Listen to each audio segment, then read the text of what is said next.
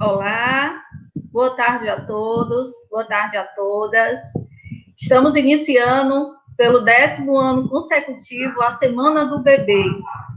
Essa semana é realizada ano após ano com muita garantia de sucesso. Agradecemos já a todos que estão presentes, nossos professores, diretores, Secretaria de Saúde, Secretaria de Direitos Humanos, da Habitação e Assistência Social e demais que estão acompanhando nesse momento.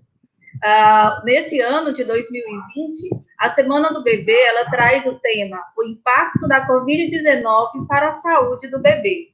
A Semana do Bebê é uma estratégia de mobilização social apoiada pela Unicef com o objetivo de tornar o direito à sobrevivência e ao desenvolvimento de crianças de 0 a 6 anos de idade uma prioridade na agenda dos municípios brasileiros. Para essa live de hoje, nós teremos a participação da coordenadora da Educação Infantil, eu, Kathleen Arcanjo, e do professor Herbert Lima, secretário de Educação do município de Sobral. E aí, nesse momento, a gente pede, né, que você dê um joia, curta aí a live, se inscreva no canal, para que também mais pessoas possam acompanhar e a gente possa, cada dia, se estender mais as nossas oportunidades. Eu vou iniciar esse momento falando sobre o nosso tema, tá? O tema de hoje, bastante pertinente, ele fala dos desafios do retorno às atividades escolares no pós-pandemia, tá? Então, pode colocar o slide, Ian.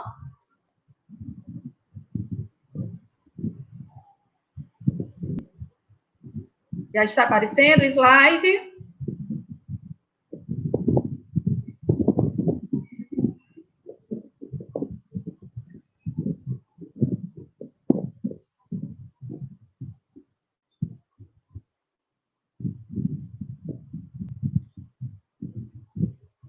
Vamos aguardar um pouquinho, né? Enquanto o slide está sendo colocado, tá bom?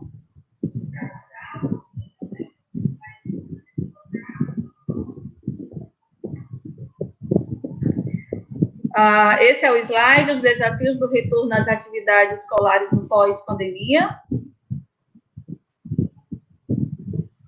E a gente vai iniciar essa live falando de dois momentos, certo? De dois momentos muito importantes, que é os desafios e o retorno, tá? Então, quando a gente inicia esse diálogo falando nessas duas perspectivas, eu estava vendo os comentários antes de nós iniciarmos a live, e algumas pessoas já estavam colocando que os desafios serão grandes, e sem dúvida. Nós estamos em um momento único, momento que nós não prevíamos, né? Um momento, maior momento nesse centenário. E a gente não tem dúvida alguma que será um desafio. No entanto, a gente já está muito melhor do que outros países que tiveram que se adaptar com as atividades no início da pandemia. Então, hoje nós temos pelo menos como olhar para o lado e poder aprender com eles. E a Sobral, né, não diferente dos outros municípios, vem também fazendo o seu plano, se organizando para que seja minimizado qualquer tipo de dificuldade ou desafio nesse período de retorno às atividades. E aí eu queria dizer também que o primeiro desafio, ele tem que acontecer, ou o primeiro retorno, ele tem que acontecer aqui e aqui no coração. Porque nós mudamos, né? Nós estamos passando por algo muito difícil. Então, nós estamos também passando por algo que a gente não previa. Então, a primeira mudança tem que acontecer no nosso comportamento, na nossa mente e também no nosso coração, para enfrentar esses desafios com mais tranquilidade. E aí eu elenquei 4 desafios, né, que a gente tem nesse retorno às atividades escolares. São desafios estruturais, aí Sobral, né, a Secretaria de Educação, o professor Herbert, os gestores, toda a coordenação de educação infantil, do ensino fundamental, todas as coordenações da secretaria estão se programando e planejando para garantir máscaras, EPIs, garantindo essa questão do rodízio, cargas horárias. Então, está sendo feito esse tipo de trabalho, que logo mais o professor Herbert irá abordar na sua fala. Um outro desafio é o desafio do desconhecido, e aí eu queria colocar uma aspas nesse desconhecido, porque o desafio do desconhecido, ele já não é tão desconhecido mais. Nós já sabemos o que nós estamos lidando. O que nós não sabemos é o desconhecido que nós teremos, né? Que nós iremos ter quando nós tivermos retornado à escola. O terceiro desafio que eu coloquei é o desafio da insegurança. Insegurança dos pais, nossa insegurança dos professores, insegurança da gestão, o medo que é totalmente aceitável, sabendo que o bem mais precioso, que é aquela criança, irá para a escola. E a gente sabe do tamanho da preocupação que os pais têm desse momento. E a nossa preocupação, a nossa responsabilidade, certo? E um quarto desafio que eu coloquei é as atitudes próprias das crianças. Então, nós temos a criança que sempre ela quer explorar os ambientes, ela vai querer brincar, ela vai estar super feliz voltando à atividade, ao convívio com seus amiguinhos. Ela vai talvez ter dificuldade em ficar 3, 4, 5 horas com a máscara. Então, a gente vai ter alguns desafios próprios das atitudes próprias das crianças. Pode passar, Ian. O retorno. Eu fui procurar o que significa, né, a palavra retorno, e aí ela diz que o retorno é voltar ao lugar de onde partiu, regressar. E aí eu fiquei pensando nessa palavra retorno, e é quase proibido nós, né, retornarmos. Sabe por quê? Passe aí, Ian, para o próximo. Porque eu mudei. Eu não sou mais a mesma Catherine do começo da pandemia. Em relação a meus medos, a minhas inseguranças, aos meus conflitos, eu mudei. A escola mudou. A escola agora vai precisar ter um distanciamento entre as crianças. Pode ser que tenha enturmações devido à questão do distanciamento necessário. As professoras podem ser que sofra algum tipo de mudança de turma. Então, a escola também mudou, a receptividade na escola, a família, a comunidade escolar.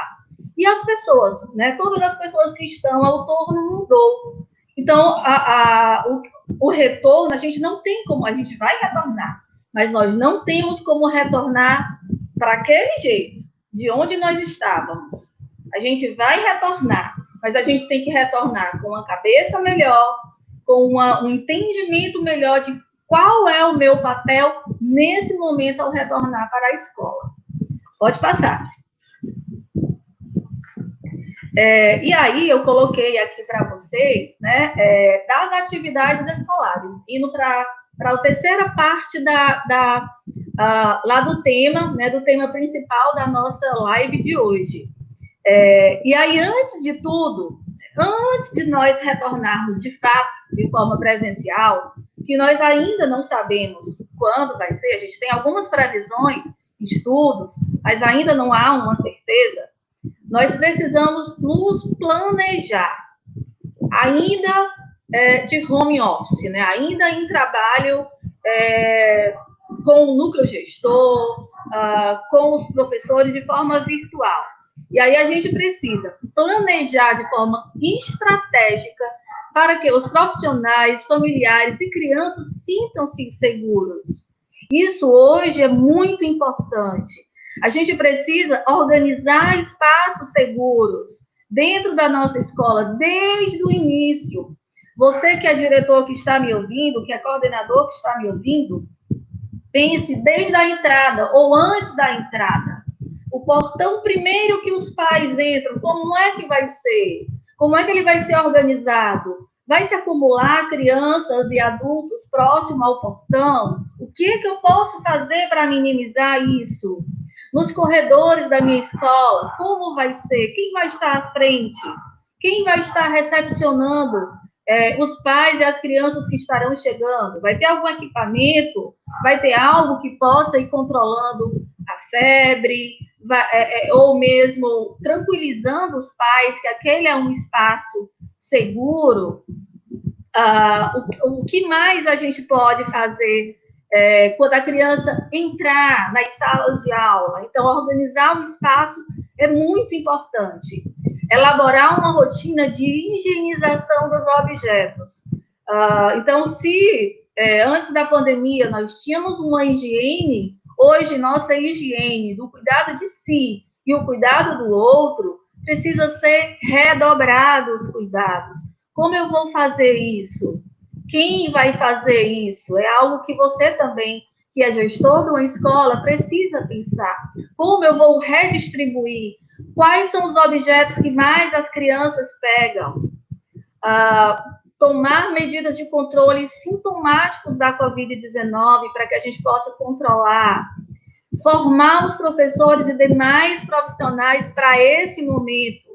E aí você, com certeza, vai contar nesse momento com a coordenação da educação infantil e vai contar também com a nossa escola de formação, a SFAPED, com a coordenação da educação infantil da escola de formação, aonde já estamos planejando guias de orientação, como você vai iniciar, qual material você vai utilizar, o que iremos fazer a princípio. Então, quero garantir a você, professor, que fica pensando como é que nós vamos fazer, pensar que a SFAPEG, a coordenação, a Secretaria de Educação também está pensando nisso.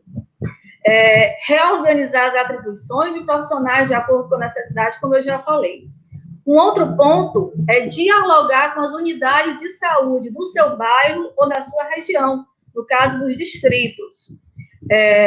Nós somos leigos na saúde, mas nós temos uma Secretaria de Saúde que já mostrou competência nesse momento tão difícil que estamos passando, e aí eu quero aproveitar esse momento e parabenizar a toda a Secretaria de Saúde pelo belo trabalho que estão fazendo de dedicação e compromisso com essa causa, e pedir que vocês, também gestores das escolas, entrem em contato com os gerentes dos PSFs, das unidades de saúde da região, dialoguem, conversem, mesmo que virtual nesse momento, para que a gente possa cada vez mais alinhar as nossas falas e também chegar a uma sintonia em relação a o que fazer. De repente, você diagnosticou que uma criança está apresentando uma febre ou um comportamento diferente, está mais irritada, ou um pai, ou uma mãe, ou um profissional da sua escola, o que fazer? Você já pode entrar em contato com o posto de saúde para saber que medidas tomar. Então, esse diálogo também é muito importante. Pode passar. Dialogar com as famílias das crianças sobre garantias e riscos. Isso é tão importante porque, ao mesmo tempo que você afirma para o pai e a mãe que entra e que deixa seu filho na escola, que você garante que essa criança está vindo para um local seguro, ao mesmo tempo o pai e a mãe precisam ter consciência do risco. Até mesmo dentro da nossa casa, nós pegamos, às vezes sem nem sairmos de casa, nós pegamos. É um vírus muito novo, que a gente não sabe ainda totalmente como é que ele chega em alguns organismos, em outros não, se manifesta de uma pessoa de uma forma, em outras não. Então, é importante que esse diálogo seja bastante transparente entre escola e família. sobre garantias e riscos das crianças profissionais, quem adentra a escola.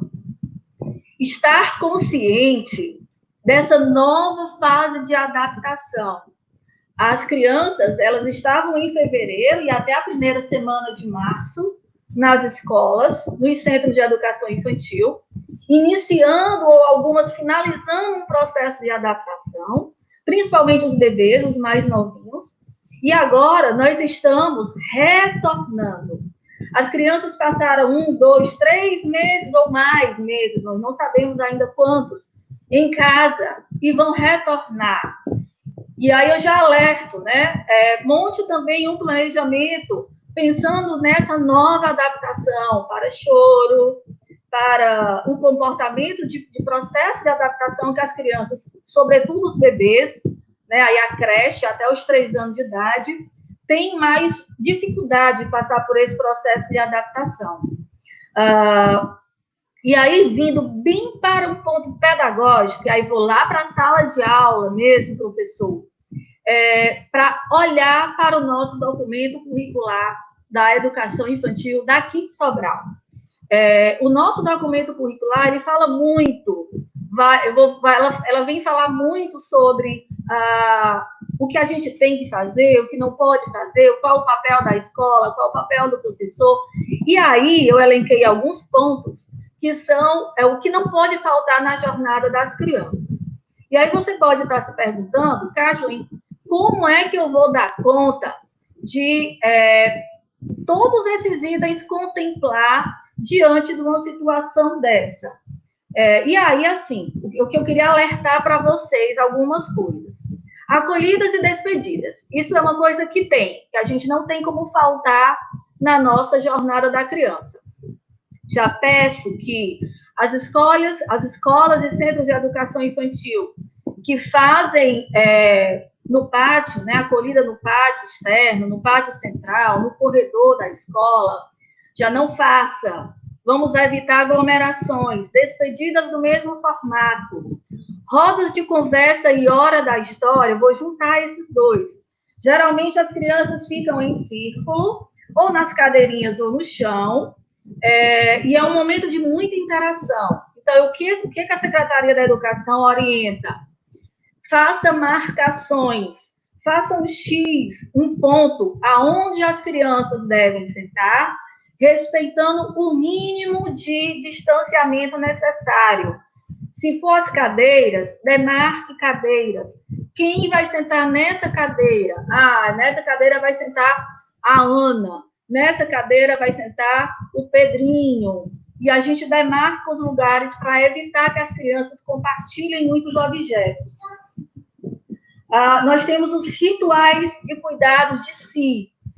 Basicamente, antes da pandemia, os nossos cuidados eram o quê? A hora do banho, principalmente para a creche, escovação dos dentes e lavagem de mãos antes das refeições. O que a gente está sugerindo agora?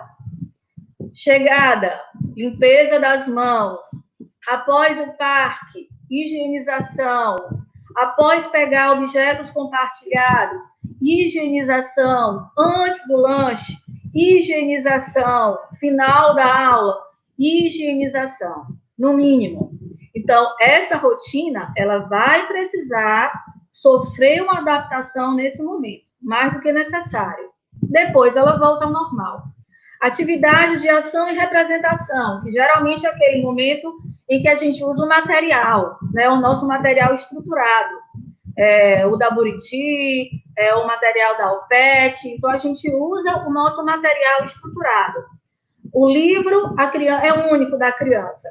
E aí eu queria dar uma dica, se for possível, você compartilhar kits individuais por criança. Então, se a criança tiver ali a sua caneta, o seu lápis de cor, a sua borrachinha, a sua massinha de modelar, se você conseguir fazer kits individuais para evitar que as crianças peguem muito nos objetos compartilhando e suje mais as mãozinhas, tá? Os cantinhos de vivência, eles precisarão ser adaptados. Geralmente, quando eles são dentro de sala de aula, Os cantinhos, eles ficam realmente em um canto. E pode ser um local onde a aglomeração de crianças seja muito grande. O que eu vou sugerir para vocês é que vocês possam trazer para fora. Quem puder desemparedar nesse momento as turmas, tirar da sala de aula, utilizar os espaços externos para o cantinho ou para outras atividades, local que circule mais vento, que tenha mais ventilação, é o mais indicado ainda. Então, se o seu cantinho funciona dentro da sua sala de aula, veja se tem possibilidade de trazer para fora da sala de aula. Pode passar. Isso é o que a gente recomenda, que eu já falei, né? Evitar aglomeração na colina despedida, demarcar lugares para roda de conversa, contação de história, fazer uma rotina de higiene das mãos, montar os kits individuais de brinquedos sobretudo para a creche, para os bebês, que levam mais os brinquedos à boca. As crianças da pré-escola, elas já não colocam tanto brinquedos na boca, mas as crianças do berçário, do infantil 1, do infantil 2, do infantil 3, ainda sentem muita necessidade de colocar brinquedos na boca. Então, o ideal é que você possa fazer kits de brinquedo individualizado, sabendo que é uma necessidade ela colocar o brinquedo na boca, porque ela sente as sensações do brinquedo também na boca. E aproveitar os espaços externos com maior circulação. Pode passar. Por fim, sempre manter o diálogo com as famílias via grupos de WhatsApp. Mesmo quando nós voltarmos, não desfaça os grupos, mantenha o diálogo. Se possível, crie também um protocolo de informações de como está o seu bebê, como está a sua criança naquele momento, como ele se comportou, para que esse canal não se perca por conta do nosso retorno às atividades e essa comunicação seja fragilizada.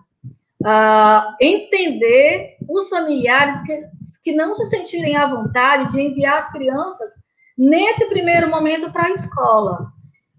Nós vamos garantir, nós vamos nos organizar, mas de repente eu sou mãe de uma criança do bebê, do infantil bebê, e não me sinto ainda confortável em mandar minha filha para a escola. É um momento de entender, de dialogar, para quando ela se sentir à vontade, se sentir bem, ela poder retornar, tá certo? Observar atentamente mudanças de comportamento sintomático, tanto nas crianças como nos adultos. Saber que as crianças serão crianças. Isso aí não muda, gente. E irão explorar ambientes, objetos e pessoas, tá bom? E elas vão vir com muita alegria, muita vontade de carinho, de amor, de afeto. E nós, professores, também, sem dúvida, morrendo de saudade dos nossos companheiros, dos nossos pares, do nosso ambiente escolar, mas também das nossas crianças. E aí encher o coração, encher-se de vida, de saúde e pedir a Deus muita sabedoria e muita paz para esse momento. Agora a gente vai finalizar a minha parte, vou passar para o secretário, professor Herbert Lima, que vai dar o seu boa tarde e vai também falar conosco sobre esses desafios do nosso retorno. Boa tarde, professor. Boa tarde, Kathleen. Boa tarde a todos que nos acompanham nesse momento aqui pelo canal do YouTube da Secretaria de Educação. Queria primeiro parabenizar você pela apresentação. Eu acho que trouxe elementos e informações muito importantes para os nossos professores. Nesse momento, a sua palestra está sendo assistida por mais de 600 educadores de Sobral. Isso demonstra o interesse, o zelo e a preocupação que os educadores de Sobral têm em relação a esse momento. E agora eu quero compartilhar um pouco com vocês algumas ideias que estavam sendo expostas anteriormente pela Kathleen, não no contexto da educação infantil apenas, que é fundamental, é importante, é o ponto principal dessa 10ª semana do bebê de Sobral, tratar sobre as questões que envolvem a Covid e principalmente os cuidados e recomendações que a gente vai ter. Mas eu queria também compartilhar um pouco sobre o que está acontecendo em outros países, fora do Brasil, como é que tem sido o desafio de reiniciar, retomar as atividades escolares. Bom, queria começar então mostrando aqui essa apresentação, e eu estou chamando de protocolo de retorno das atividades nas unidades escolares de Sobral. Aqui o foco principal é educação infantil, especialmente os centros de educação infantil e as unidades escolares que têm educação infantil como sua modalidade de oferta. Mas a gente pode refletir, pode debater, pode pesquisar sobre esse retorno após a pandemia da Covid-19, causada pelo novo coronavírus, olhando também para as outras modalidades e para as outras séries. E aí, a proposta que eu trago aqui é muito mais no sentido da gente olhar para o que está acontecendo fora do país e tentar entender quais seriam as medidas, as ações, os cuidados que a gente pode ter para esse momento. Vamos lá, então? Bom, eu queria começar, então, tratando sobre a legislação atual. Atualmente, nós temos, por meio do Conselho Nacional de Educação, uma resolução, que é a resolução número 5, de 2020, que traz duas informações importantes. Primeiro, é que há uma obrigatoriedade da manutenção das 200 horas anuais do ano letivo. Entretanto, diferente do que havia antes, não há mais a obrigatoriedade dos 200 dias letivos. Isso quer dizer o quê? Que essas 800 horas pode ser realizado num período inferior aos 200 dias letivos. Isso nos permite o quê? Isso nos permite ampliar, eventualmente, o atendimento, o horário de atendimento. Isso nos permite também realizar algumas atividades, contabilizá-las de forma domiciliar, como sendo atividade ministrada dentro do dia letivo, e nos permite transitar o nosso calendário letivo de um ano para o outro. E, naturalmente, isso vai acontecer. Aqui em Sobral, na nossa cidade, graças a Deus, há mais de 20 anos não há uma greve na rede pública municipal de educação. Entretanto, outras cidades, outros municípios, até a rede estadual e muitas universidades públicas atravessam por períodos de greve de 2, 3, 4, 5 meses, às vezes até de mais tempo. Quando isso acontece, é feito um calendário de reposição de aulas. Esse calendário normalmente transita de um ano para outro, encurta um período de recesso e utiliza diversas datas, horários e atividades extras para contemplar a sua carga horária. Nesse sentido, comparando um pouco com a greve, graças a Deus não é o nosso caso, mas é algo muito grave, muito sério, que é uma doença que já tirou a vida de mais de 120 pessoas aqui da nossa cidade, aqui de Sobral. Infelizmente, nós temos que pensar também que esse retorno, que tem que estar pautado em critérios médicos, em critérios da ciência, a partir de orientações dos especialistas, principalmente daqueles que lidam com a questão do vírus, da epidemia, das questões de saúde pública, sanitárias. De acordo com o decreto do governador, até o dia 31 de julho, ou seja, daqui a mais de 1 mês e 20 dias, nós não retornaremos às aulas nas unidades escolares no Ceará, tanto da rede estadual como das redes municipais, assim como também da rede pública e privada, desde a educação infantil até o ensino superior. Essa orientação do governo do Estado está baseada em critérios técnicos.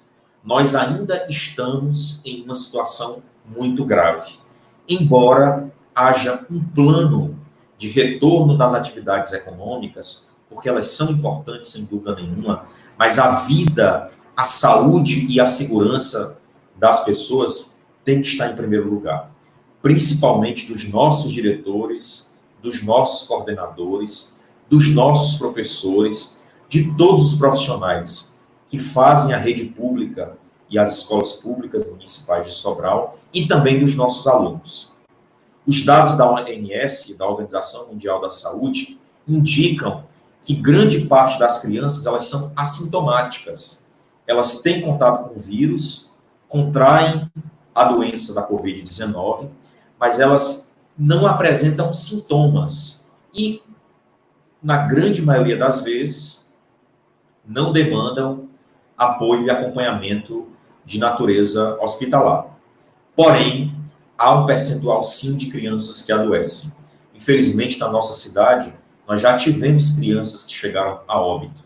A grande maioria dos contaminados está na faixa etária dos 30 a 50 anos, que essa faixa etária, normalmente, é a faixa etária dos pais, dos tios, dos avós, e a mortalidade está concentrada principalmente acima dos 50 anos. E a gente sabe também que essas crianças têm avós, têm parentes dessa faixa etária acima de 50 anos em casa.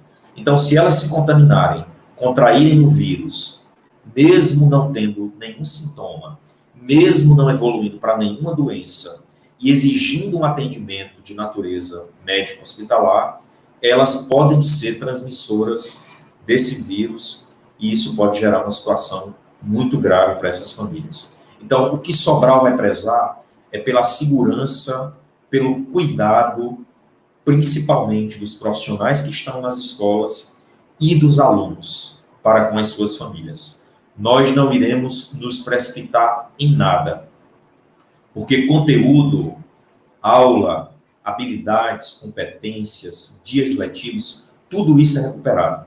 Mais cedo ou mais tarde, por mais que demore 3, 4, 5 meses ou mais, nós não sabemos. A Prefeitura de Sobral vai seguir rigorosamente o que o decreto do governo do Estado estabelecer, porque o governador tem sim pautado as suas decisões a partir das orientações dos médicos, dos epidemiologistas, dos especialistas na área da saúde, na área da medicina, que trazem dados de natureza científica para esse problema e não por questões de opinião individual, de notícias publicadas em redes sociais ou por questões políticas, ideológicas, partidárias.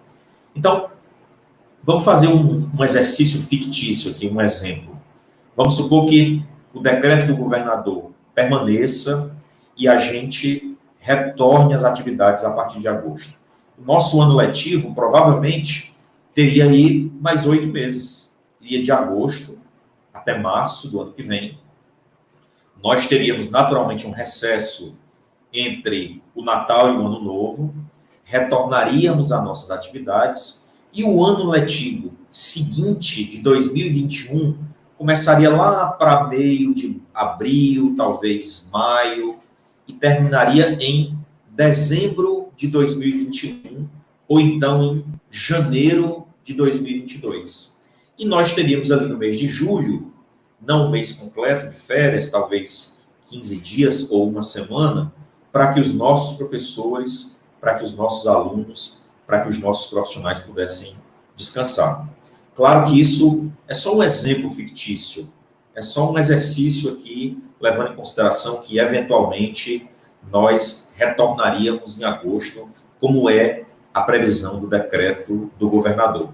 Mas nada disso ainda está certo. O que a gente tem que esperar e aguardar é a orientação dos médicos, dos especialistas e, principalmente, prezar pela saúde e pela segurança dos nossos professores, dos nossos diretores, dos nossos coordenadores, das equipes que fazem parte das escolas e das famílias e das crianças. Isso tem que estar sempre em primeiro lugar, acima de qualquer coisa.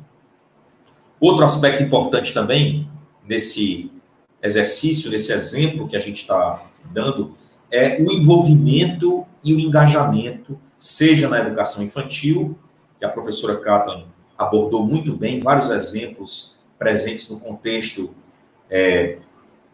da educação infantil, dos centros de educação infantil, na especificidade da dinâmica, da conduta, do trato do professor de apoio, do cuidador, para com as crianças nessa modalidade específica, mas a gente pode ampliar também para outras modalidades e principalmente para crianças que estão em outras faixas etárias. Então a gente tem que pensar em ações integradas, de maneira planejada, cautelosa, responsável, com, acima de tudo, colocando em primeiro lugar as questões da vida e da segurança dos profissionais, das crianças e das famílias. Então a gente tem que pensar numa mudança de paradigma dentro das escolas, uma mudança de cultura e numa conscientização para as famílias, na mudança também de comportamento, tentar trabalhar isso por meio de hábitos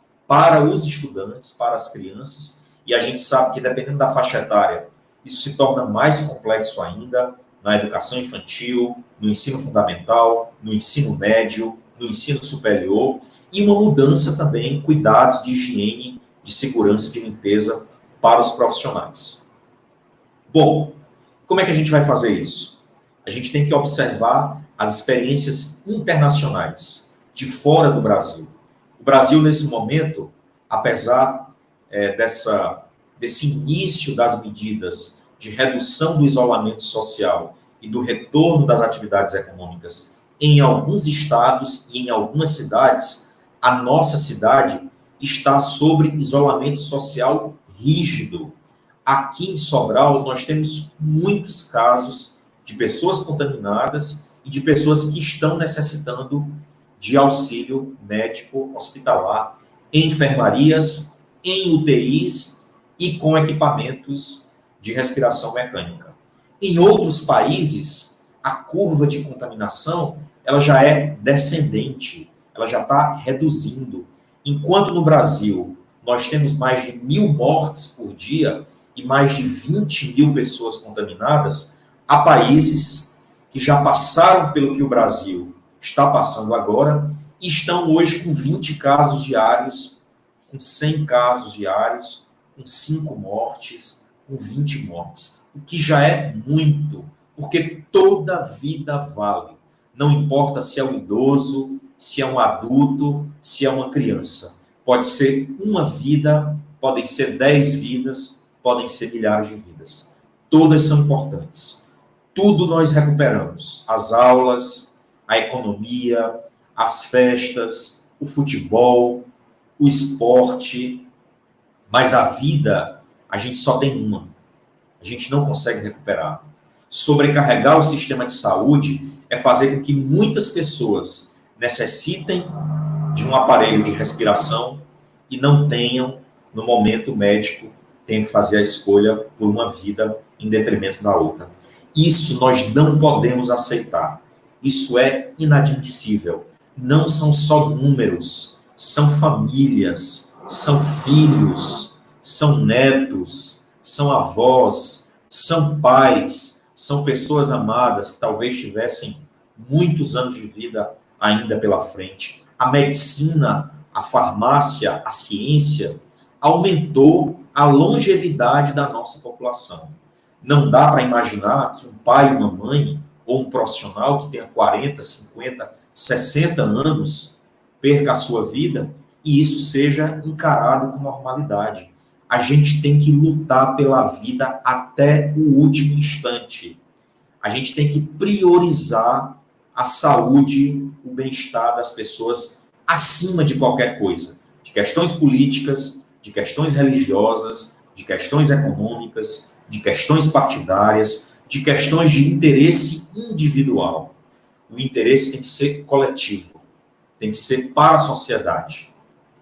Nesse sentido, observando a China, a Coreia do Sul, a Alemanha e alguns países da Europa que já atravessaram esse problema, a gente começa a perceber alguns comportamentos. E eu trouxe aqui algumas fotos do que a professora Kathleen estava falando para o contexto da educação infantil, mas a gente vai ver em outras séries, já que em nenhum lugar do mundo a educação infantil voltou ainda. Apenas na França eles começaram a voltar, em Portugal também, mas agora já retrocederam. A gente vai ver um pouco isso aqui nessa apresentação. Então, em primeiro lugar, distanciamento físico entre as crianças. Segundo lugar, medidas de obtenção de temperatura na entrada. Uso de máscaras de pano. E essa máscara tem que ter 3 proteções. Tem que ser uma proteção interna, uma proteção intermediária e uma proteção externa. Essa máscara pode ser lavável. A criança tem que ter uma proteção facial para que o vírus, já que se trata de uma doença infecto-contagiosa, não entre pela retina, pelo olho, não entre pelo nariz, pela boca ou pelo ouvido. Então, é muito importante que a gente passe a entender, escute um pouco os especialistas, nós que somos professores, educadores, a gente passe a ler e a conhecer um pouco mais sobre quais são as recomendações da área médica. Não é uma questão de estética. Os chineses, os japoneses, desde 2009, atravessam epidemias de doenças respiratórias e virais. Por quê? Porque eles lidam muito com a questão do trato de animais silvestres, tanto para usar a pele, como também para se alimentar, e eles também são populações volumosas em espaços muito pequenos. E isso facilita bastante a propagação de vírus.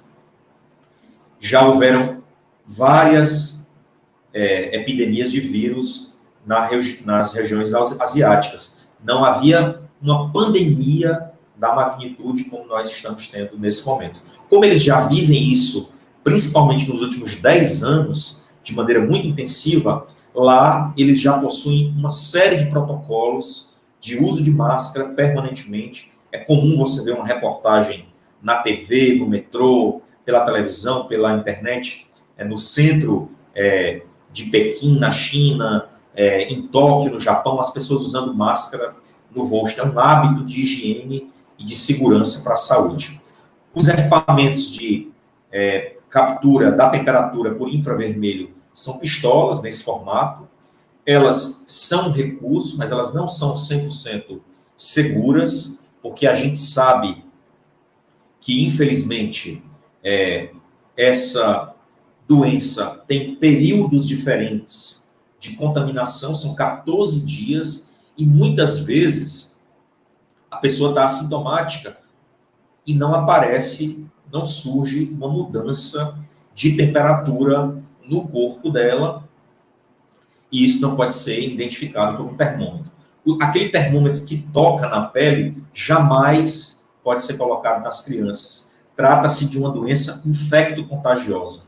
Ela passa pela folha de papel, ela passa pela caixa de remédio, de papelão, ela passa por uma gotícula de um espirro, ela passa pela respiração de uma pessoa numa sala fechada, com ar-condicionado, ela passa por uma pessoa estar próxima a outra falando, a gente emite gotículas, os sacos da sacola do supermercado, a caixa de papelão, as maçanetas, tudo isso tem que ser rigorosamente cuidado para que a gente não tenha essa contaminação se propagando em larga escala. Então, essa medida ela é muito comum, muito utilizada, especialmente pelos asiáticos. Voltando aqui à nossa apresentação. Próximo slide mostra uma foto bem curiosa, bem impactante. Aqui é um almoço de funcionários retornando na China, agora nesse mês de maio. Eles estão almoçando bem distantes um do outro, sentados em cadeiras, cada um com uma bandeja e talheres descartáveis, e após se alimentarem, a máscara está abaixada, ele volta a máscara, todos estão com óculos de vidro, uma viseira de vidro, ou óculos de plástico, de acrílico, e essa é uma medida para locais. Aqui é outro exemplo de um centro de educação infantil, aqui em Sobral, já, onde foi instalado pias, torneiras, chuveiros, com encanação externa, não precisa quebrar a encanação. Aí são pias que você pode colocar um sabão neutro, pode colocar um detergente, a criança, ao chegar, vai lá, lava a mão diretamente. As escolas podem colocar lâminas de água em espécie de uns pratos quadrados de plástico, para a criança colocar os 2 sapatos dentro, com água e água sanitária, na porta de cada sala para entrar, porque o vírus está na superfície do sapato. E ao entrar em contato com a água e o detergente, ele morre automaticamente, ou boa parte dele é eliminado.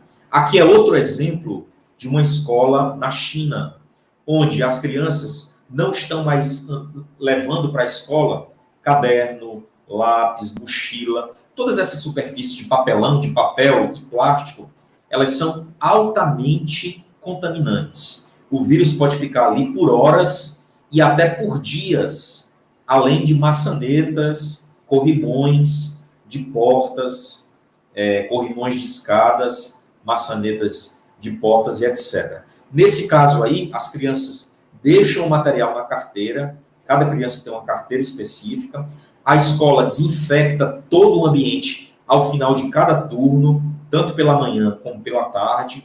Se tiver aula à noite também, é uma nova desinfecção. Em Sobral, nós também vamos fazer isso. Vamos colocar vários pontos das escolas com álcool em gel, ou líquido, ou em gel, mas principalmente em gel. As escolas vão adquirir as pistolas para que os profissionais possam colocar na entrada com os controladores de acesso para medir a temperatura. Se a criança tiver com sintoma gripal ou com a temperatura alterada, ela já retorna para casa, já tem que cumprir um período de isolamento e quarentena. A escola, a direção da escola, através da Secretaria de Educação, por meio da Secretaria de Saúde, já vai requisitar testes. Nós estaremos disponibilizando nas escolas testes para os diretores, para os coordenadores, para os professores e para os alunos, de maneira periódica, para que a gente possa rastrear e contaminar, para a partir do momento em que a gente identificar uma criança contaminada, ela já fique em casa, em isolamento, juntamente com a família. E aí, quando ela chegar na escola, o livro já está no local, a carteira já está higienizada, lápis, pincel, já está todo o material pronto, isso evita ela ficar transitando e tendo contato com esses materiais. Essa foto aí é uma foto muito emblemática, logo no início da crise, em dezembro de 2019, por isso que é Covid-19, é a doença provocada pelo novo coronavírus. Foi em novembro de 2019 que ela foi identificada a primeira vez na província de Wuhan, na China. E, na ocasião, embora a China seja um país que é altamente produtor de máscaras, de protetores faciais e de equipamentos de respiração, muitas famílias pobres na China não tiveram acesso imediato a máscaras de qualidade e nem a protetores faciais. E eles improvisaram com garrafas PET. Por que eu estou trazendo isso como uma curiosidade para vocês aqui nessa palestra, nesse seminário aqui do primeiro dia da Semana do Bebê, após aquela abertura lindíssima que a gente teve a oportunidade de estar junto no sábado. Porque mesmo com essa medida extrema, esteticamente feia, a criança com essa garrafa de plástico na cabeça, a China não tem mais casos do novo coronavírus. A China só identifica casos importados, ou seja, de pessoas que estão vindo de fora do país para dentro do país. É uma população muito maior do que a nossa. Foi lá onde o vírus começou, então eles demoraram mais para identificar, para acreditar e para saber como seriam as medidas de proteção, diferente de nós que já estamos acompanhando há meses esse problema, janeiro, fevereiro, na Espanha, na Itália. Então, teoricamente, nós tivemos tempo de entender e se preparar. Lá foi o primeiro lugar a fazer o isolamento social rígido, total. No Brasil, a gente não conseguiu total em lugar nenhum.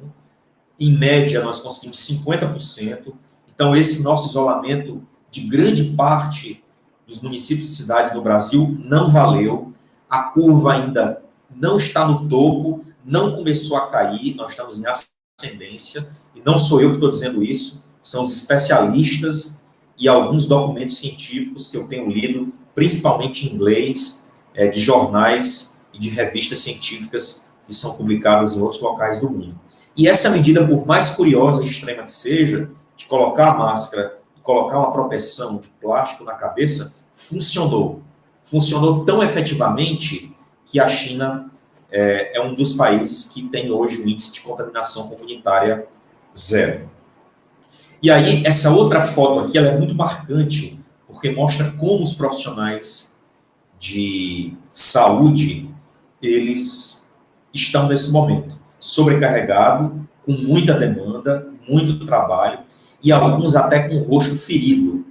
E por que esse rosto está ferido? Porque eles utilizam a proteção que é a mais adequada, a mais segura de todas, que é essa máscara aqui, chamada de N95. Por que ela tem esse nome 95? Porque ela segue uma norma, N de norma, NR, norma de recomendação, 95, onde ela consegue eliminar e não permitir que mais de 95% de partículas contaminadas sejam respiradas ou expelidas pela pessoa. Então, ela tem 95% de segurança. Ela tem também, como vocês devem estar vendo aqui, espero que esteja aparecendo aí na tela a animação, uma proteção metálica para que as partículas de ar não saiam por essa parte de cima. Muitas vezes a gente vê a máscara de pano com o nariz e a distância para as bochechas, acaba saindo gotículas ou entrando gotículas de água. E ela tem também essa proteção lateral aqui, de ferro ou de plástico, para prender, para fixar, para evitar que as gotículas também saiam. Algumas têm esse filtro, que pode ser trocadas, como é o caso dessa que está aparecendo aqui, para vocês que estão de frente do lado direito, e essa outra aqui do lado esquerdo não tem filtro, mas ela tem essa proteção maior. Então, elas são máscaras que conseguem filtrar partículas de 0,3 micrômetros, ou seja, são partículas muito pequenininhas de vírus, de bactérias, e são semi-descartáveis. Você pode usar algumas vezes, lavar algumas vezes, depois tem que jogar fora. Diferente da máscara de pano, que você pode lavar e utilizar várias vezes. Tá certo? Aí eu tenho aqui algumas recomendações. Cuidado. O que as experiências internacionais mostram para a gente? Eu peguei um exemplo de uma foto que está circulando aí nas redes sociais, de que a estética é mais importante. Não é. A estética não é mais importante. A segurança é mais importante. Quando você tem uma máscara de pano com apenas uma camada e uma proteção de plástico que pega somente uma parte do rosto e dos olhos, você pode ter a contaminação vindo de cima, já que se trata de uma doença infecto-contagiosa, o ar com partículas contaminadas podem entrar no olho da criança, podem entrar de maneira lateral ou no ouvido. E uma outra prática importante também, a gente tem que evitar relógio, crachá, plástico ou pano que prenda cabelo, qualquer tipo de metal ou alumínio na pele, porque os alumínios metais, o vírus fica por mais tempo do que em plástico, em papel e em papelão. Então, essas medidas, elas são importantes e evitam o risco biológico, o risco de contaminação. Não se trata de uma questão de estética. Claro que a gente sabe que muitas das pessoas que estão produzindo essas máscaras têm a melhor das intenções, querem proteger as crianças, querem criar uma ferramenta, um recurso lúdico, mas nesse momento a gente tem que ser rigoroso com a proteção, com a higiene, com os cuidados, tem que seguir as orientações médicas, tem que deixar um pouco a estética, a vaidade de lado, as questões materiais e prezar pela vida, pela segurança. O que é que a medicina nos orienta e o que é que os especialistas nos orientam? Que essas máscaras de plástico ou combinação de máscara de plástico com pano, elas são ineficientes. Elas rapidamente, que a criança dobrar, já expõe os olhos e expõe também a entrada de partículas acima do nariz. O que é o ideal? O que seria o ideal? Principalmente para aquelas pessoas que estão na limpeza de banheiros, na desinfectação de salas, de corredores, é a proteção máxima, né? É o corpo inteiro protegido, é a face protegida com uma máscara adequada, seja ela N95 ou uma máscara de pano com 3 camadas, uma proteção facial que proteja o olho, o ouvido, o nariz e a boca. Vocês podem perceber que essa proteção tem que ultrapassar no mínimo 10 centímetros do queixo, tá certo? E aqui está outro exemplo. Uma máscara de pano, a proteção é o rosto inteiro, ou seja, pega o olho, o nariz e a boca de acrílico, ela passa do queixo do profissional, pode ser um enfermeiro, pode ser um vendedor, pode ser um médico, e aqui na parte de cima, ó, ela é vedada para que as partículas do vírus ou do ar entrem pela parte superior da máscara. Então, há uma proteção em cima e embaixo e também na lateral, porque ela é encostada com o rosto. O ideal, inclusive, é que ela ultrapasse o queixo e, se for possível, também proteja o ouvido, né? Tá aqui um outro exemplo dessa máscara. Espero que essa animação esteja boa, aparecendo aí em tela total para que vocês acompanhem aí de casa. E tá aqui um outro exemplo. Máscara de pano, protetor facial. Esse protetor, como eu falei, tem que ser abaixo do queixo da boca, tem que proteger toda essa superfície e, de preferência, ir até próximo ao ouvido para fazer toda a proteção da face. Não se trata de uma questão de estética, não se trata de uma questão de moda, se trata de uma questão de saúde, é a não contaminação de um vírus, é a adaptação das crianças para isso. E aí eu estou falando de crianças maiores, de pré-adolescentes, de adolescentes. Talvez isso para as crianças menores, para a educação infantil, é muito mais difícil, muito mais complicado, né? Para crianças com necessidades especiais, o desafio ainda é maior. Por isso que a gente não vai ter pressa. Em Sobral, a gente vai estudar as experiências internacionais, as melhores, bem-sucedidas fora do Brasil.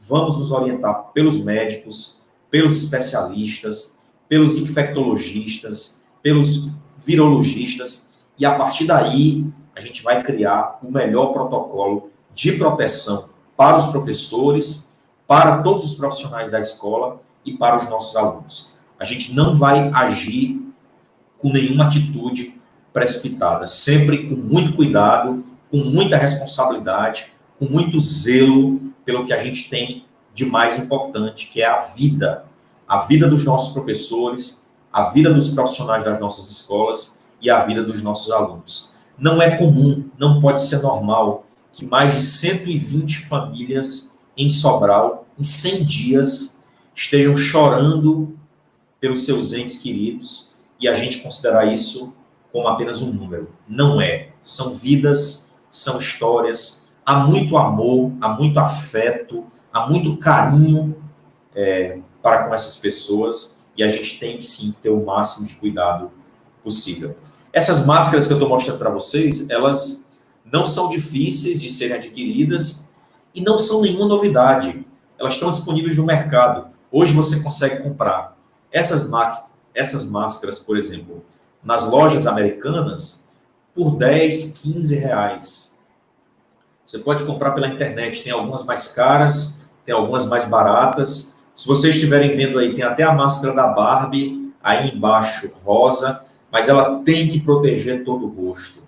Ela tem que proteger além do queixo, tem que proteger o nariz, a boca, a testa e, de preferência, os ouvidos. Ela não pode prender o nariz da criança, porque isso também pode gerar asfixia. Então, a gente tem que testar, experimentar várias máscaras, ter muita calma, muita responsabilidade, muito cuidado, porque a vida vai estar, sim, para a Secretaria Municipal de Educação de Sobral e para as escolas de Sobral em primeiro lugar. Seja na educação infantil, no Fundamental 1, no Fundamental 2, na educação de jovens e adultos, para os alunos do atendimento educacional especializado e para todos os profissionais.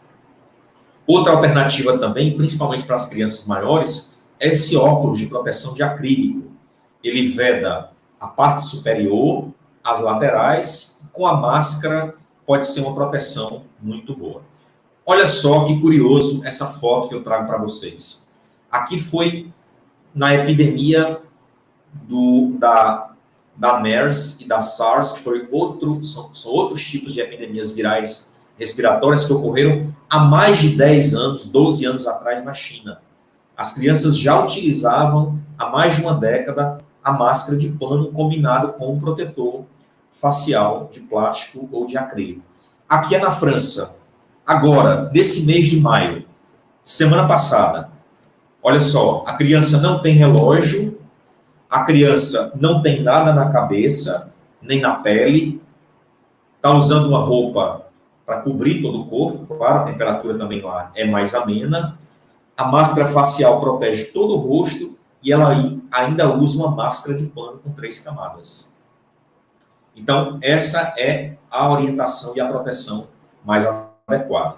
Aqui é um exemplo na China. A França ainda tem contaminação comunitária do coronavírus e ainda tem uma propagação muito grande da doença Covid-19 e de um número bastante importante de óbitos. Se a gente for para a China, que não tem óbitos, não há contaminação, as crianças já retiraram a máscara de acrílico ou de plástico, estão usando apenas a máscara de pano, mas as carteiras têm uma proteção para evitar a contaminação. Essas são crianças de uma escola de ensino médio na China. Lá eles não estão tendo aula, eles estão só fazendo as provas, os exames finais, porque eles tiveram aula durante todo esse período pela internet. Lá tem uma infraestrutura muito grande de rede de alta velocidade para os professores, para os alunos. Os alunos têm muita facilidade de equipamentos, praticamente todos têm 2, 3 celulares, computadores, TVs conectadas à internet, então eles mantiveram as aulas. Em Sobral, aqui no nosso município, nós não temos educação à distância como sendo utilizada para contabilizar conteúdo e carga horária. Em Sobral, nós não estamos contabilizando esse período de atividades como se o conteúdo estivesse sendo ministrado, as habilidades e competências estivessem sendo trabalhadas. Existe um trabalho belíssimo dos nossos professores em grupos de WhatsApp, através de videoconferência, no Zoom, no Skype, no Google Meeting, de contato com as crianças, escolas de Fundamental 2, fazendo lives com as crianças. Os nossos orientadores educacionais, psicólogos, estão fazendo um trabalho belíssimo, trabalhando as competências socioemocionais, mas nada disso está sendo contabilizado. Nós suspendemos o ano letivo, não declaramos férias, porque declarar férias vai contra a orientação dos especialistas na área da saúde, porque o sentimento de férias na cabeça da criança, da família, é que ela pode sair, pode passear, e é justamente o contrário. A gente quer que a criança esteja em casa, protegida, com o pai, com a mãe. Se ela puder fazer uma tarefinha de revisão, se ela puder fazer uma atividade lúdica, se ela tiver contato com os professores através do celular, através do vídeo, do áudio, da transmissão ao vivo, isso é ótimo, mas a gente não pode querer que o mesmo ritmo de 4 horas, de 6 horas, seja no tempo integral regular, com os mesmos conteúdos, com a mesma metodologia de trabalho aconteça agora. O que nós desejamos, o que a Secretaria de Educação orienta a todos os educadores, diretores, coordenadores e todos os demais profissionais da Secretaria de Educação, das escolas e da Escola de Formação de Professores de Sobral, é que a gente se mantenha em casa, se higienizando, fazendo compras de alimentos e remédios pelos aplicativos de internet e pelo celular, evitando sair para a rua para não se contaminar no supermercado, para não se contaminar nas farmácias, estando em casa descansando, tentando repousar o máximo possível, fazendo exercícios em casa, lendo, assistindo um filme no final de semana, tendo uma rotina de estudos também. Importante que os professores se capacitem. Estão acontecendo vários cursos desde março pela plataforma da Universidade Federal do Ceará, pela plataforma do Instituto Alfabeto, pela plataforma da editora CFOPET. Estamos fazendo agora um curso de aperfeiçoamento sobre letramento digital e tecnologias educacionais, gratuito, com certificado pela Universidade Federal do Ceará, que depois vai virar uma pós-graduação gratuita também para os nossos professores. E não é educação à distância, é ensino mediado por tecnologia, porque toda sexta, todo sábado, nós temos aulas ao vivo, porque durante a semana inteira os professores têm que realizar atividades na plataforma. Então, esse é o momento da gente não sobrecarregar as famílias, não sobrecarregar as crianças, não sobrecarregar os nossos profissionais. Já está excelente o trabalho do contato, das interações, do carinho, da atenção, por grupos de WhatsApp, por envio de tarefas, por envio de vídeos, de áudios. Essas iniciativas, elas são importantes, são necessárias, estão acontecendo há 3 meses, nós estamos já com mais de 100 dias de suspensão das aulas, mas o mais importante, eu repito, é a vida.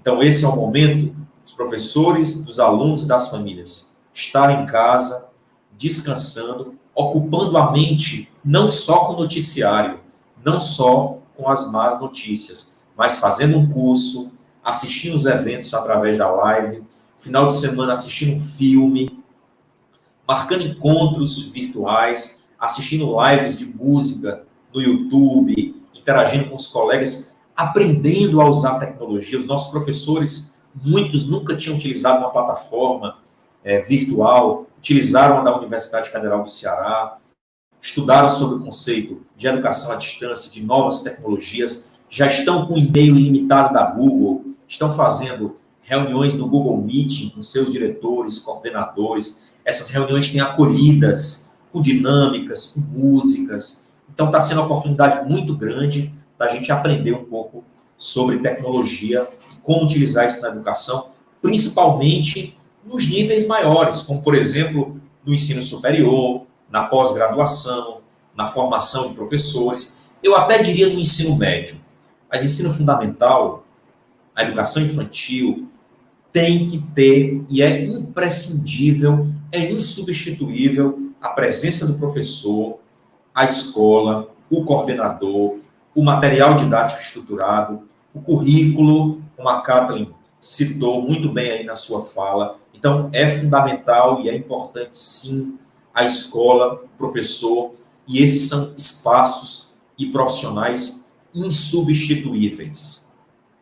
Talvez no nível mais elevado, do ensino superior, da pós-graduação, da formação de professores, a gente possa, sim, ter a educação à distância ou o ensino mediado por tecnologias como uma ferramenta com eficiência. Mas na educação básica, principalmente na educação infantil, o espaço escolar, os recursos lúdicos, as metodologias e os profissionais, eles são fundamentais. Essa foto que eu trago para vocês aí é um exemplo. Aí são 2 alunos de Sobral, filho de uma diretora de um centro de educação infantil, e ela está produzindo para os profissionais da escola dela, para os alunos dela, esses equipamentos de proteção. Usando gigolé, usando plástico de retroprojetor, aquele de transparência, usando capa de caderno de encadernação, usando EVAs, usando cola quente ou durex adesivo dupla face. Aqui vocês podem ver a presilha, pode ser aquele elástico das pastas, daquelas pastas de guardar documentos. Então, são soluções de baixo custo, são soluções baratas, são descartáveis, você pode usar 2 ou 3 vezes, passar água com álcool, que boa. Depois você pode fabricar uma outra a cada 15 dias, toda semana, uma vez por mês. Não é por uma questão de estética, é importante que todo mundo entenda isso, é porque veda aqui em cima, tem mais proteção, protege aqui a orelha e o rosto, tem que ser abaixo do queixo.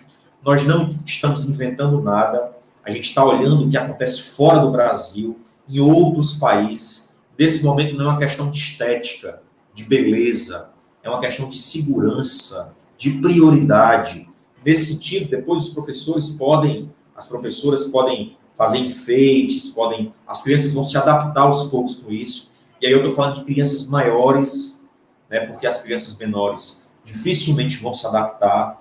Por isso que em lugar nenhum do mundo, duas modalidades bem distintas não voltaram ainda. Não voltou a educação infantil, porque o risco é muito grande, a criança bota a mão na boca, ela expele muita saliva, e não voltou também o ensino superior, nenhuma universidade do mundo, porque as universidades podem usar a infraestrutura de sistemas online, de plataformas, de aulas ao vivo. O que voltou foi um pouco o ensino fundamental e um pouco o ensino médio. Tá aí os recursos de fabricação desses itens, são fáceis de serem feitos, baratos, vão ser fabricados pelas escolas, já estão sendo fabricados, vão ser distribuídos gratuitamente máscaras de pano para os nossos professores, para todos os funcionários da escola, assim como também para os nossos alunos, juntamente com essa máscara de proteção de plástico, para proteger todo o rosto, que é a mais adequada, de acordo com os médicos, de acordo com os especialistas. E a gente está percebendo que os países que estão fazendo isso estão retornando aos poucos, né? É o caso da Alemanha, que já voltou às aulas, fechou lá atrás, como dá para ser visto aí nos jornais, nas manchetes, e agora já voltou às aulas, só está vindo uma série por dia. Então, os alunos vêm na segunda-feira, por exemplo, do 6º ano, ou então do 1º ano, eles distribuem todos os alunos em todas as salas. As outras séries não vêm. E eles ficam observando se há aumento de contaminação nos dias seguintes. Não houve, aumenta o número de alunos, vai aumentando aos poucos. Estão usando pátios abertos, quadras, para realização de provas, de aulas.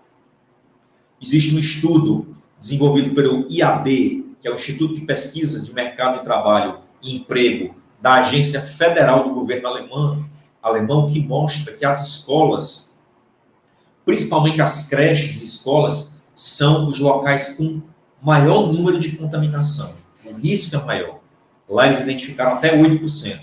Enquanto que em locais de aglomerações pequenas, ou até mesmo atividades esportivas, como vocês estão vendo aí na tela, em média de 5% a 3,5%. Então, ela é bem menor, claro, isso sem público, né, com quantidade de pequenas pessoas reduzidas desses eventos. Aí está um exemplo do que está acontecendo nesse momento em Wuhan, na China, que é o local do primeiro epicentro de contaminação. Os alunos estão protegidos com máscaras e também proteções de acrílico, álcool em gel, medidas de temperatura. Aí é em outra província chinesa, próxima a Pequim. Então, eles estão utilizando protetor facial. Observe que a professora está usando o microfone sem fio, porque a máscara e esse protetor facial reduz muito a saída, inclusive, do som. Porque o som na nossa boca nada mais é do que uma onda mecânica que nós emitimos e ela vibra as partículas de ar que estão próximas à nossa boca, que vão, por propagação, vibrando as outras partículas até chegar ao nosso tímpano. Quando você coloca a máscara de pano de 3 faces, ou então a N95, e bota o protetor facial completo, abafa muito a voz. Nesse sentido, os professores vão desgastar mais a garganta, mais a voz. Então, estão usando muito microfone sem fio. É outra medida também que as escolas de Sobral irão providenciar. Aí é um exemplo do 9º ano do ensino fundamental 2 e no ensino médio, também na China. Aqui é no ensino superior e no ensino médio, continuam as aulas online, à distância. Os alunos só estão indo para a escola fazer prova. E aqui, infelizmente, foi o que aconteceu agora. Eles abriram, testaram, os casos aumentaram, os pais, as mães, os avós estavam contaminando e adoecendo, e as aulas foram suspensas novamente. Então, isso aconteceu tanto na França, em várias províncias e cidades francesas, como também na Coreia do Sul, onde lá os casos são mínimos, próximos a 0 a mortalidade, 10, 20 casos por dia. Eles estão em lockdown, estão em fechamento, abriram um pouco agora, os casos aumentaram e eles estão fechando as escolas novamente. E aqui no Brasil, o Brasil, estranhamente, é o país que está com a maior ascendência, o maior número de óbitos, o maior número de contaminação e, infelizmente, o que a gente vê é um movimento de mudança e de retorno. Não para mim, mas segundo os especialistas, é um grande equívoco, é um grande erro. Nós só podíamos estar retornando numa eventual redução dos casos de contaminação e de óbitos. E a gente tinha que estar testando muita gente para isolar aquelas pessoas que estão contaminadas, para cortar o círculo de transmissibilidade. Nós tínhamos que estar unificando o discurso do governo municipal, do governo estadual, como está acontecendo aqui com Sobral e o governo do estado. Mas, infelizmente, há uma outra informação na esfera federal chegando para a população. E isso causa, numa pandemia, uma doença viral dessa magnitude, uma dúvida, uma incerteza. E isso acaba desmobilizando as pessoas. Infelizmente, o número de mortes é crescente. Agora, mais recentemente, ao invés de tomar medidas para a proteção, para a segurança e para a saúde das pessoas, o governo tem tentado esconder esses números, não é escondendo esses números e trazendo uma falsa sensação de segurança, que a gente vai voltar com segurança, muito pelo contrário. E a gente tem hoje no rol das cidades brasileiras, cidades no Ceará, infelizmente, como uma das mais contaminadas. E isso é muito sério, é muito grave. Sobral vai sim preservar pela vida e pela saúde de todos os seus profissionais e de todas as crianças. Tá ok, pessoal?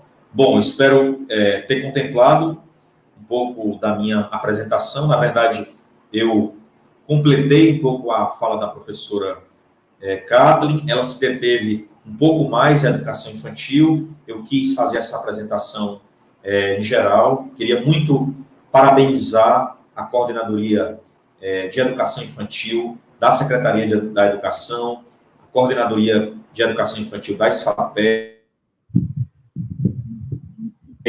Queria parabenizar também aos diretores, aos professores, a todas as equipes das escolas que também estão engajadas na realização da 10ª semana do bebê 2020 de Sobral, toda virtual, online. Certamente a gente vai ter um público muito maior do que se fosse num auditório fechado, numa sala, porque aqui pela internet muita gente pode acompanhar de muitos locais de Sobral, do Ceará, do Brasil e do mundo. Muito obrigado a todos, uma excelente tarde e um grande abraço. Professor Herbert, nós queremos lhe agradecer por essa aula que você nos deu de informações de como se proteger, informações do Brasil e do mundo inteiro. Lhe dizer que é uma honra dividir com você essa tela, dividir com você essa live. Estou aprendendo com você. E eu queria dizer, você falando aí que nossa Semana do Bebê está saindo de Sobral e indo para muitos lugares, além do público de Sobral, das escolas, dos centros de educação infantil, dos centros de saúde da família, CRAS, nós também estivemos acompanhando, nesse momento, Maracanaú, aqui no Ceará, Pindoretama, aqui no Ceará, Massapê, Coreaú, Limoeiro, no Pernambuco, Jardim de Piranhas, no Rio Grande do Norte, Quixeré, aqui no Ceará, e Forquilinha, em Santa Catarina. Então, o Brasil inteiro aí acompanhando esse momento. Pedir para as pessoas que curtam esse canal, aonde tem um joinha aí na tela, clique nele para que a gente possa chegar em muitos outros lugares. E também dizer para vocês que amanhã, nesse mesmo horário e nesse mesmo canal, nós teremos uma outra live com o tema a dimensão socioafetiva entre criança e família em situação de isolamento social, que vai ter a participação de Silvana Simões, que é coordenadora estadual do programa Primeira Infância, o Davi Magalhães, que é psicólogo do Piauí, vai estar participando conosco, a Luizilane Bandeira, que é gerente de proteção social básica da Secretaria de Direitos Humanos, Habitação e Assistência Social, e do Paulo Guimarães, que é o coordenador municipal do programa Primeira Infância aqui de Sobral. Eles estarão participando dessa live. E agora, professor Herbert, a gente vai abrir para algumas perguntas, 1, 2, 3 perguntas, para eu ou você estar respondendo. Olha, eu quero dizer que você está uma ótima apresentadora. Muito bem. Vamos aguardar as perguntas aqui dos bastidores.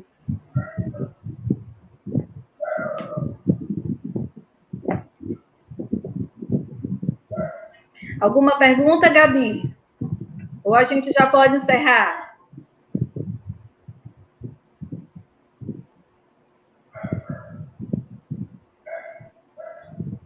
Acho que não temos, professor Herbert, perguntas nesse momento. Então, a gente quer agradecer a participação de todos os nossos professores, nossos diretores, nosso público que ficou do início até o final. Muito obrigada. E amanhã a gente se encontra nesse mesmo canal para participar da terceira live da 10ª semana do bebê. Um abraço e boa tarde a todos. Até logo, um abraço, boa tarde.